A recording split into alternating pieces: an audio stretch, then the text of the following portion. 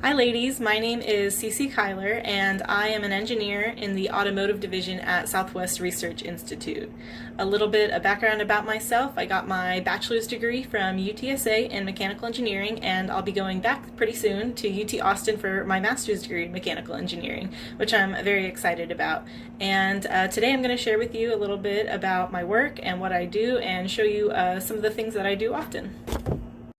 So my specific role at the Institute as an engineer is to help program and set up different electronic control systems. So a lot of the equipment we have here on campus is very complex. It has a lot of different moving parts and moving components. It's got motors, it's got valves, and all these different what are called actuators, and all these different sensors. So it'll measure pressure or temperature, and I get to make and program all these components to work together. So today I thought it would be cool to show you how I would go about programming just one of these components that works in these large systems. And that component is going to be a valve. So I'm going to show you how to program this valve that would be in a bigger system. So here is the valve that we're going to try to control today. And this is what's called a butterfly valve because of this plate up here. It looks like it's fluttering like a butterfly whenever it's moving, sort of.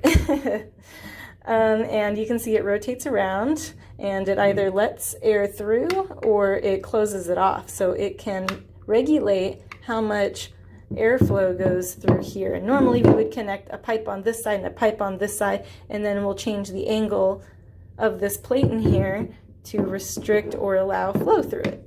So there are a few other things that we need to control this valve right here. So a controller is something that we need, and then this is a power supply to provide power to both of these electronic components. So from the valve, in order to get it to move, we have to send it a command. And then in addition to that, we want to know where the valve is. And so the valve outputs what's called a feedback signal. And so this is used to send that command that's going to cause it to move, and then also collect the information from the valve about where the position is. So that is what this thing is going to do right here. And then we can also connect our computer to it in order to send it that command, and then also see how the valve is moving. So this is called a compact Rio, and it's our controller that we're going to be wiring up and using to move this valve.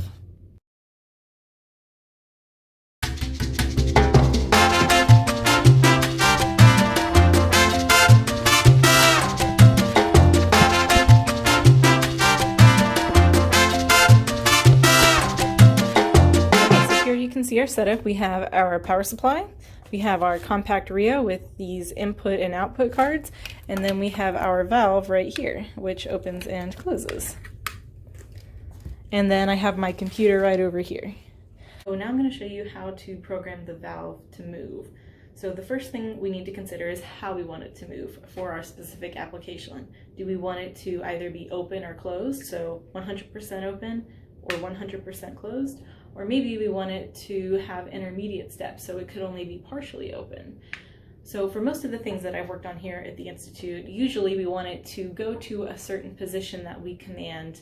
So from 0% fully closed to 100% fully open, or vice versa, depending how you set it up. So that's what we're going to do today. So now I'm going to show you how to program this valve in LabVIEW. So this is where we're going to program the valve. This is where all of our code's going to go. So you can see two different windows here.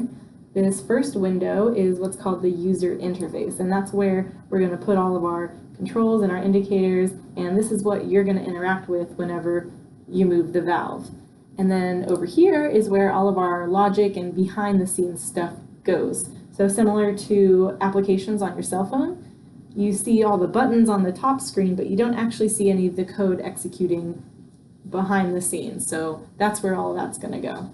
So we're going to start here on the user interface, and the first thing we need is somewhere to type our number to go to whatever position we want the valve to go to. So that's called a control.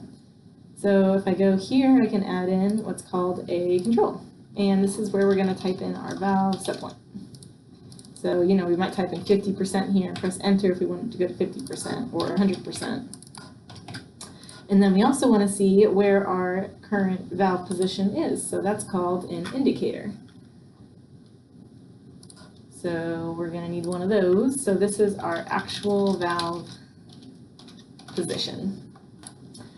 And then just for fun, we can also get to see how it moves over time. So I'm going to add in what's called a waveform chart here. And so that's going to be our valve information.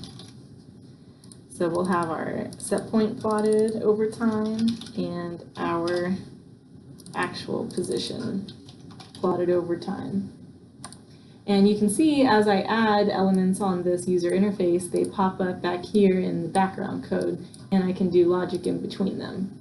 And these are the icons instead of the text-based. So now that we have what we want our user interface to look like, and you can configure this any way you like, that's part of the fun of programming in LabVIEW, is you can make it as pretty as you want. So now we're going to work back here in the background and actually do all of our programming. So now that we have our controls and our indicators, the next thing to do is add in our hardware, or at least an icon that represents our hardware. So the first thing is our actual chassis. If you remember, it's called the compact Rio. So this is an icon that represents our compact Rio. And then we have two different cards on our compact Rio, and one of them has our input, which is the feedback from the valve, and the other one has our output, which is our command to the valve. And that icon looks like this. So this is where we're going to select our channel. So on the CRIO chassis here, we have our channels. So here's our valve position set point, and here is our valve position feedback. So we can command our set point here like that. So whenever we type in a value here, it will be pushed out to that channel, which is physically connected to our valve. And then here is where our valve actual position is. And so we're going to be reading that value and routing it to this indicator on the front panel. And then we're also going to plot it on our chart. We're actually going to plot both of these signals on our chart. So we're going to go ahead and bundle these values together and plot both of them on our chart. Now we probably don't want this code to execute one time. So if we put in a value of 50 here and then we click this run button, it's only going to run all this code one time, and then if I type in a new value, I'd have to click it again and again every single time I change it. So instead what we want to do is have it continuously run. So anytime I type in a new number, it's sending that new set point to the valve. So we're going to put it inside what's called a while loop. And all this loop does is says, until I do some action, this code is going to keep running. So that action is going to be if we press a button called stop. Then it'll stop running the code. So in order to add that, we're going to add a stop button here on the front user interface. So this while loop will only stop if this button goes true, or if we click this button. That is the only time it's going to stop. All right, so now we're going to run our program and see if we can make the valve move. All right, so we have our set point, which is 0, and we're getting some feedback that isn't exactly 0, but it's pretty close. And then as we increase our command, we can see our valve position start to move. And if we take some maybe bigger steps, might see it move a little bit more, and we can take it all the way from fully open to fully closed. And you can see here that there is a little bit of difference between what we're commanding and what the actual set point is. So this is something that we deal with quite often.